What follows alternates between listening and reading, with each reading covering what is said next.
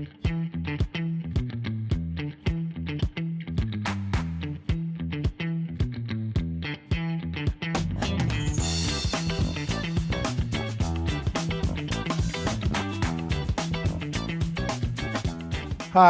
I'm Brian Dunn, and welcome to the most important podcast ever.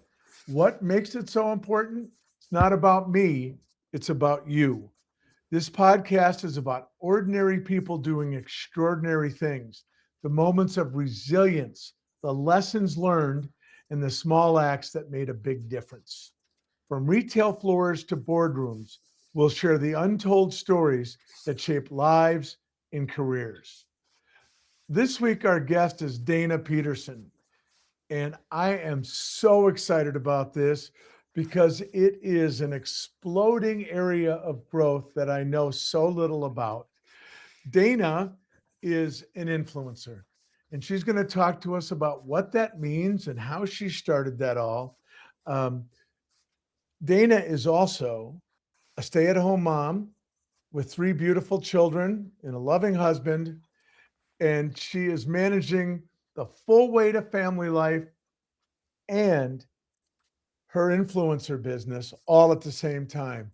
And it's become quite meaningful. And she's built this business from the ground up. And that combination really matters to me because it didn't happen accidentally. It took discipline, creativity, resilience, an extraordinary amount of unseen work. I want listeners to understand from the start that Dana's influence was built with intention, effort, and heart. And with that, Dana, hello. And I'd love if you'd say a few words of introduction about yourself. Hello, thanks for having me, Brian. I'm Dana, like he said, and I currently do TikTok, and I have grown my following doing TikTok shop. So it's pretty much like influencing. I am in the fashion niche, and I basically post outfits, link them, and then people purchase from my links, and that's how I gain an income. So you're already correcting the host. So you don't identify as an influencer, you identify as the A, proprietor of a tic- TikTok. a TikTok. TikTok shop creator. Okay. All right. Yeah. Thank you so much. I'm going to probably say influencer 10 more times. That's fine. That's fine. No, I want you to correct me. So, can you talk a little bit about a TikTok shop and how you got to it? I'm so interested in how you went from zero to where you are today. It was June of 2024. I had gone to Sam's Club and I found these look for less pair of shorts that were like Lululemon. And I was like, okay, I'm gonna just post these on TikTok. It was a quick 60-second video, not edited. I just made it, uploaded it. That video went viral. And I had TikTok, but I never really used it. So that after that video went viral, then I posted another video. That one went sort of viral. And then I stumbled upon a video that was talking about TikTok Shop and how you could earn money from posting videos and linking products.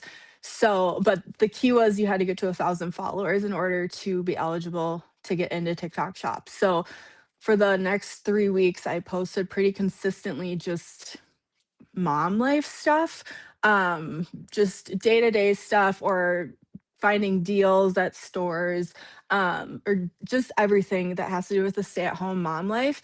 And then I got into TikTok Shop at about 3 weeks later, and then the rest is history. That's kind So, of how I got started. for my benefit and the benefit of our audience, what does going viral mean? I understand it's a ton of people see your video, but like, is there a scale for that? I would say anything over 100,000 views is considered viral. For me, at least. Some people might say 50,000, but for me, it's normally about 100,000 and up. And Were you surprised at how quickly you gained traction to the 1,000 and then beyond? Yes, it was really slow though from getting from 1,000 to even 5,000 followers. But once I hit 10,000 followers, then my following it was pretty consistently growing. I think I'm almost at 25,000 followers now after a year and a half. That's very impressive. I have like 5,700 subscribers to my YouTube channel. I'm coming up on 1 year. I was feeling good about it until you and I spoke this morning. I got a lot of That's work still to do. great. That's still great though. It's hard to get people to follow you for sure. Um, well, I think what you're doing is so impressive here. What was it about your first video, do you think, that made it go viral? It was it was because a lot of people like finding dupes for high-end brands, and this was a place that a lot of people go, and it was a new arrival, so I almost made it as run to Sam's Club because they just released these shorts, and they're $12. So, I got a lot of people commenting like, "Oh, darn, it's already sold out," or just and I think that's where a lot of people started even following me. I mean, one person that even commented on that, I still talk to her this day. Like she was one of the first Really? people I met on TikTok. Yes. And did Sam's reach out to you? Um, they did last winter to promote their membership, but other than that, no. And you can't really link things to Sam's Club. That's another thing is affiliate marketing. Um, so a lot of brands now you can link the products on an app or yeah, an app called Like to Know It, and then people will go there and then they can find everything that's on your page. I know that app. Are you on that app? I am. I But am. TikTok is your bread and butter still. Yes, Instagram, I feel more people on Instagram use Like to Know It. Can I ask you just pointedly, do you think about, do you have to think the product is a good value, or you think the product is a nice piece of clothing, it's something you'd wear for you to recommend it? Yes, I only recommend stuff I like, and I really will take a look at the price if there's free shipping or not, because a lot of the times if it's $30 and under and it's free shipping, then more people are gonna purchase that item. Um, if something's $15 and the shipping's $5.99, then most people are not gonna buy that. So you kind of have to look at the price of things, the quality of things. um, I can pretty much just tell the second I take it out of the package if it's good quality or not. And if it's not, I'm gonna say it's not good quality or I'm not gonna post about it.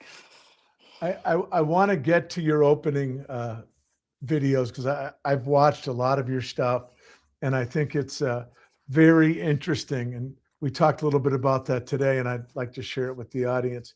But I just want to go back to, you post your first video and it goes viral. And I'm fighting back the jealousy. I'm so impressed. Okay. Um, what's next then?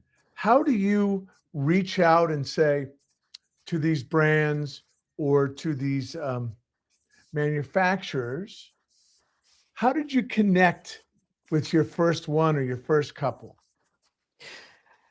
I just started posting stuff around my house. A lot of the stuff on TikTok Shop is on Amazon, which I feel like a lot of people don't know that. So I was just posting stuff around my house trying to get a sale. And I happened to post a stroller that I was using. I think I got one or two sales from that. And then the company saw that and they actually sent me a new stroller to review. And then I just kept posting stuff that I had. And then eventually a month later, I was getting sample requests from brands to have products sent to me. So when they send you a product, you can request it or you can deny it. But once they send it to you, you have 14 days to make a video on that product. I see. And then they track, of course, Yes. your success. Yep. And can I ask a really crass question? Do you get paid on what you sell? Yes. So most products are 10 to 20% commission unless it's ran by ads, then it's normally 3 to 10% commission.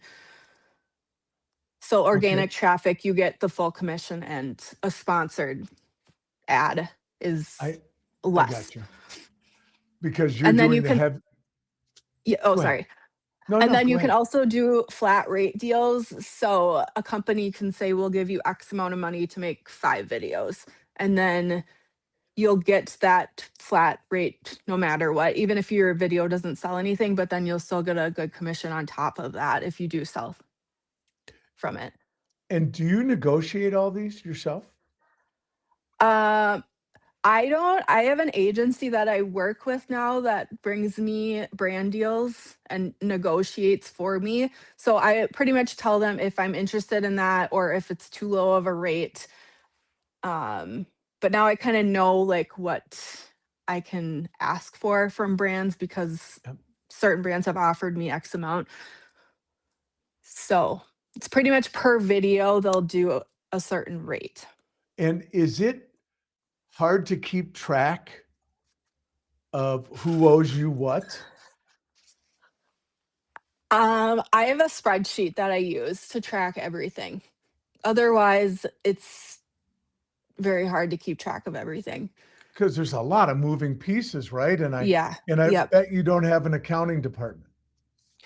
No, I don't. Well, yeah, no, I don't. I mean, the back end of TikTok Shop does track all my sales for my sales and analytics for the month, but I don't have like a certain accounting person Right. tracking all Right. that for me. And is TikTok shop, which is very hard to say 3 times fast, is that's a separate from TikTok as we know it. You have to qualify into, as you said earlier, with 1,000 followers. Yeah, so now it's a little bit harder to get into TikTok Shop. You can get in at 1,000 followers, but until you reach 5,000 followers, you can only post 5 shop videos a week, which is really hard. So I think I got in at the right time because when I got in, you could post as many as you wanted. So I think it's so many people are trying to do it now that they had to kind of pump the brakes on it Right, because a right. lot of people drop off because they're not making sales before they hit to 5,000 followers. When you post a video, um, do you have a sense of if this is a good one? I feel like this one's going to go, or do you get surprised a lot about what goes?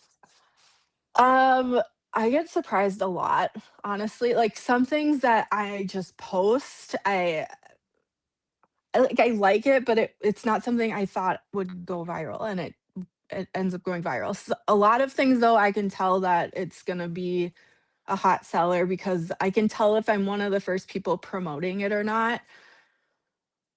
So I've learned product selection is huge and can make or break your content. So how do you get in front of that? How do you select Product, the? Yeah. just researching the platform. Honestly, what's showing up on my For You page, if something I see keeps popping up on my feed, the same product, then I know that they have ads running behind them. Mhm. So the key is to get into the ads early because they kind of cap the amount of ad spend they're going to put behind certain videos. So you want to get that ad spend quickly because then you'll make more money. So this is not just art. There's a real science to this. I mean, Yes. you have to Yeah. be very purposeful in how you're thinking about it. Yes. Yes. And you need to figure out what's going to work for your page because what works for my page isn't going to work the same for someone else's page. Right? I think one of the things that really comes across with you is you're so personable. And I feel like as I was watching the videos that you're talking to your audience and connecting to your audience. And it really feels like you really care about this is great for this sitch. This is great for that sitch. And it really comes across. Well, thank you. Yeah, I think being personable for sure is gonna help you grow a community of people that are going to trust you. I've also learned that having a good hook at the beginning of your video is key because people's attention spans are little to zero. Um, like they always say the first 3 seconds you need to capture someone's attention or they're going to be scrolling, so you need to have a visual hook, normally a verbal hook, and sometimes I have text on screen. And making it controversial sometimes is good because people love to comment things. Do they ever? Yeah. Um, Yeah. what about, do you like putting text on the screen? Do you I think it's did effective? more. I did more. I used to more. Now I'm kind of leaning towards not so much. I only pretty much I put my measurements on the screen just so people know what if they're scrolling, like if I'm the same size as them, they're like, that's really helpful that you told me your height and weight and what size you're wearing. Yep. I've noticed that you're more than willing to mention um, some of those numbers. And Yeah. was that hard for you to get to? Because I think it's really important for your audience. Yeah. I only started doing it in July, actually. And I don't even know what made me do it. I think I might have been watching a video and I was like, I need to know what size you're wearing. Like it was driving me nuts because I wanted to order it, but I didn't know what size to get because no one likes returning things. Right. So once I did that, honestly, and I don't, maybe it was something else, but my sales skyrocketed in July. And that's when I started putting my stats on the screen. I think, don't you think it has something to do with your transparency? If you're at home looking, I want to know what size that model's wearing. Yeah. Other people are thinking that for sure. Yeah. It's the Yeah. hardest thing because brands don't put people on that don't look great in their clothes. Yeah. Yeah, and I actually started doing a series called Is It Cute or Is She Just a Size Zero?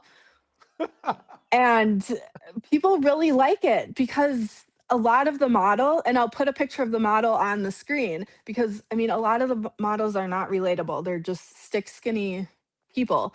So then when you put it on a real body, then Yeah, people relate to that more.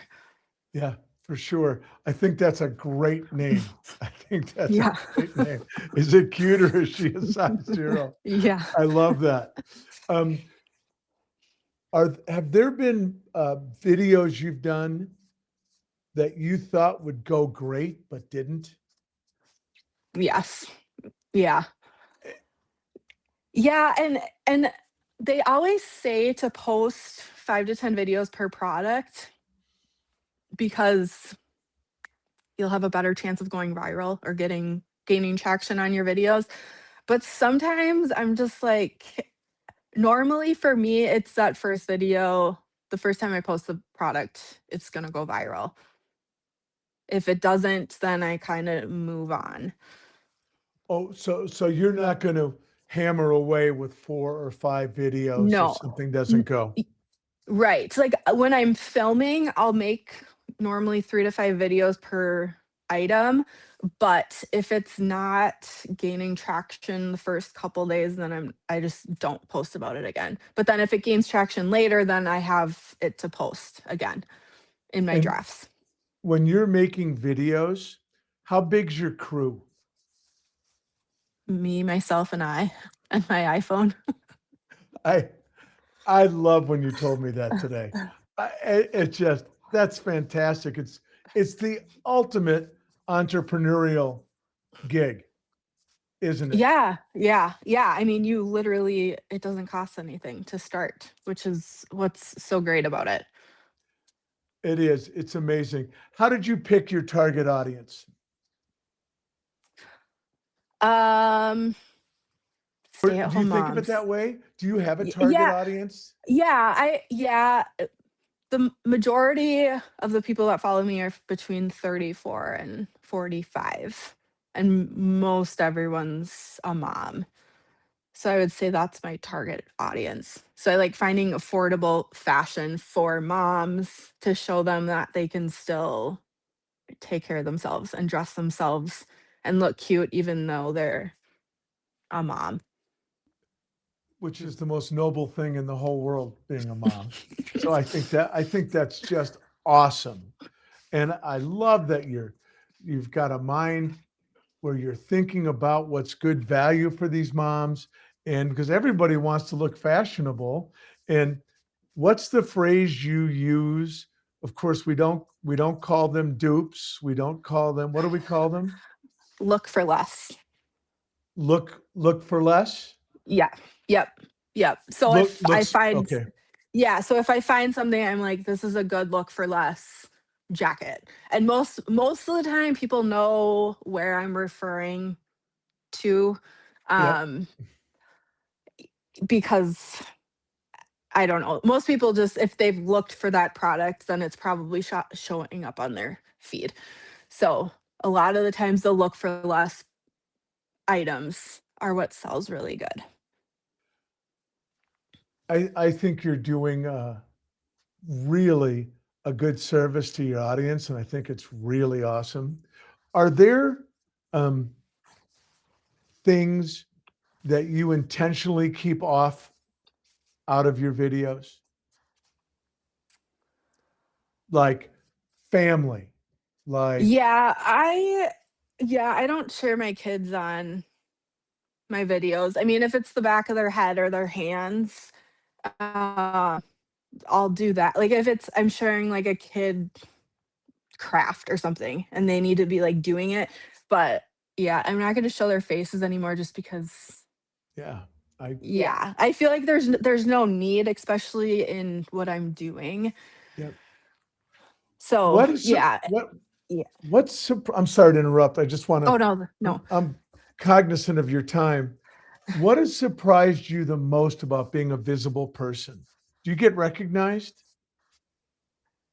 Not normally. I got recognized at the orthodontist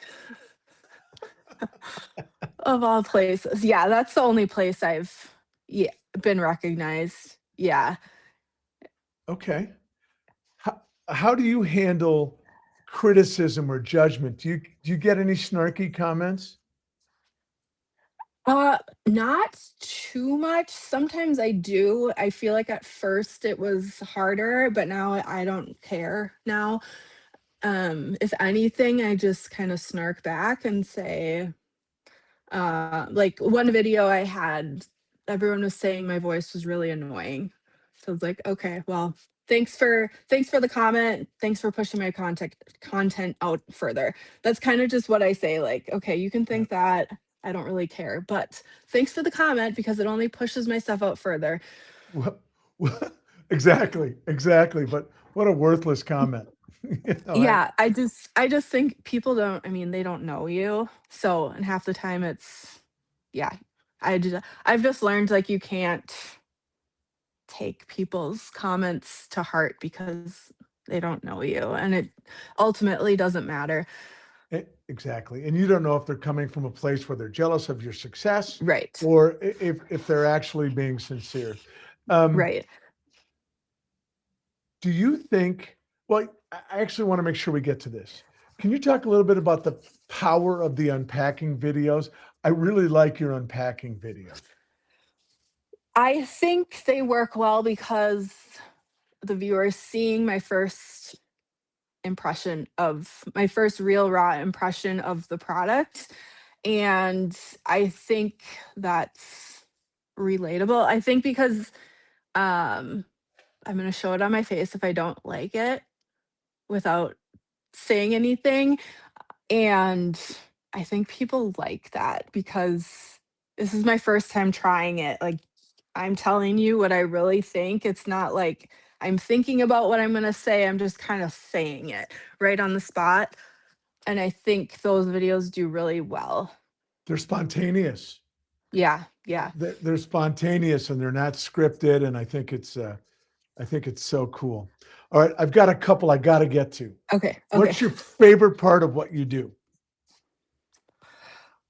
Um, it's, well, I get a lot of free product, a lot. So that part's always nice, but it doesn't feel like a job, which I love. There's a lot of freedom there and a lot of opportunity, and it's allowed me to just work when I'm a stay-at-home mom, and bring income in. And yeah, I love so many people that I've met through TikTok. Um, I think that's made a big difference is making friends on this app because it's hard talking TikTok with your friends if they don't do it. So just like relating with friends that I've made about this journey that we're on. And yeah, it's been so much fun for me. What is the hardest part of the job that nobody sees? It's always on my mind. Like, you're always thinking, could this be used for content? Or should I make a quick video here? Should I make a quick video there? And yeah, it's just constantly on your mind. So you can never really turn your mind off from it. And I think that's what people don't see. And I get a lot of people that ask me, well, how many hours do you put in a week? And it's really hard for me to answer because I spend maybe, I don't know, 8 hours filming, but that's just a little piece of the puzzle. Like, there's so much more that goes into just filming the video. Oh yeah, you're thinking about it all the time, right? Yeah. Even with my little podcast, I'm always thinking about somebody tells me a story. I'm like, boy, you'd be a great guest, And Yeah. you're always thinking about it, right? Yeah. Yeah. So it's definitely not like your normal 9 to 5 where you go to work and then you're done for the day and you can just leave work at work. Yeah, for sure. Um, how does your family think about what you do? Isaac, Yeah, I mean, he doesn't do social media, so he really knew nothing about it. And then when he realized what I was making from it, he was like, "Oh my goodness." Like, so he's just kind of, it just kind of blows his mind how the opportunities that are on this app. there's so much that goes into it. It blew my mind when you sort of walked me through what's behind it all. So invariably, there must be times when things get tough, Yeah. whether Yep. it's personally or professional. What have you learned about navigating those tough moments with your success? Um, I pray a lot about it. I Me think too. Me too. I I think a l- I heard someone was talking the other day. She said, or this video, she said, do what you can and God will do the rest. And I was like, yes, that's so true because I think we always try to do as much as we can. And sometimes we stress ourselves out about doing it, but And just do what you can. I have found when I'm thinking through a problem or something's on my mind, at some point, I've done all the thinking I can about it, and I Hmm. have to let go. And it's sort of the ultimate act of faith to trust God with it, isn't it? Yeah. Yeah. Yeah. And I got my account actually got hacked a year ago. And I didn't have it for 2 weeks, and it was the end of it felt like the end of the world because I had built up my page and then it was kind of just taken from me. So I was just praying to the Lord about it, if this is what I'm supposed to be doing, if it is your will, I will get my account back. If it's not, then it's time for me to be done. So I did get it back, which almost never happens, honestly. And I got all of my money back, which almost never happens. Normally, when someone hacks your account, they clear everything, but somehow that didn't happen. So, yes, that is kind of how I get through the tough times. Dana, our time has flown by. I want to close by asking you to tell us where the audience can find you. And before I do that, will you please come back and check in with us later on in the year, early next year? I want to know how this business is continuing to grow. Yes. It's Yes. fascinating to me. Yeah. And I'm going to need you to be a TikTok mentor for me. So I'm Yeah. going to lean on you a little bit if I can. Okay. Okay. Where can we find you? At Dana P528. That's my username on TikTok. All right, at Dana P528. We're going to tag that. And check out Dana's TikTok shop.